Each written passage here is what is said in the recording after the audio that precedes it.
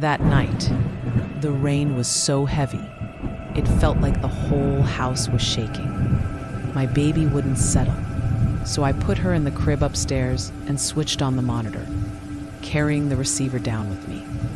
For a while, all I heard was the usual static, mixed with the sound of rain hammering against the roof. Then, through the crackle, a voice whispered, "Shh, go back to sleep." I froze. It wasn't my voice. It wasn't my husband's. He was on the night shift. I rushed upstairs, heart pounding. My daughter was fast asleep, tiny chest rising and falling. But the window was open. Rain blew in, soaking the curtains. I could have sworn I closed it. When I reached to shut it, something caught my eye in the reflection of the glass. A figure, standing behind me in the room. But when I spun around, nothing. Just the crib, just the rain. I never figured it out. Who opened that window? Whose voice came through the monitor? And if no one was there, why did my daughter smile in her sleep, as if someone had just whispered a lullaby in her ear?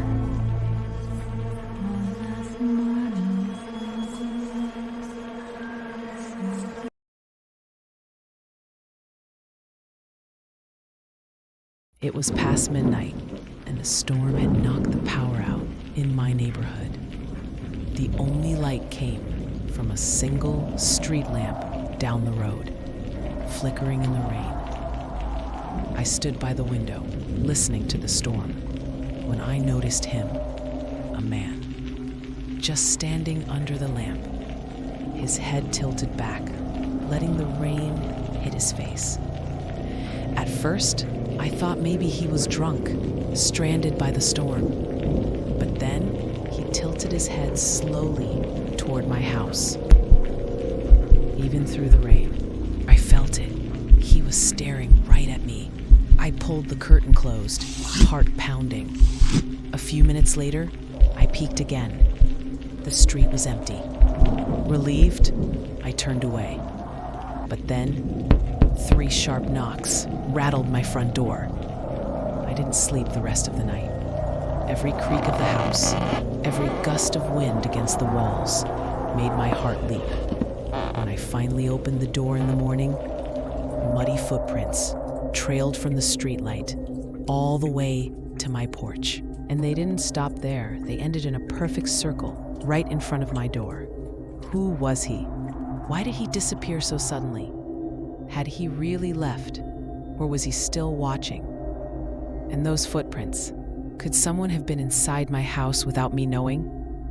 I've never seen him again. But sometimes, when the wind howls through the trees where the street lamp flickers, I feel those eyes on me. And I wonder, what would have happened if I hadn't noticed him in time?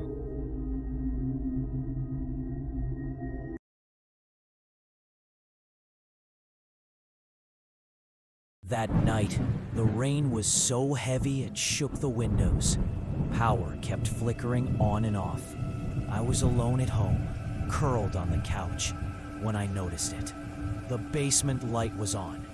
I never leave the basement light on. I told myself maybe the storm had messed with the wiring. But then I heard it.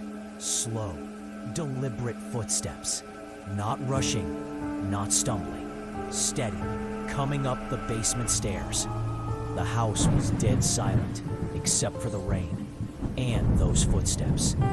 My throat went dry. I grabbed the heaviest thing I could find, a lamp, and stood frozen, staring at the basement door. The footsteps stopped.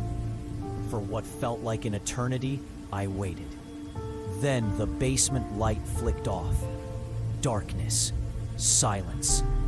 When my parents came home later that night, they found the basement window wide open. Muddy footprints led inside, but none led back out.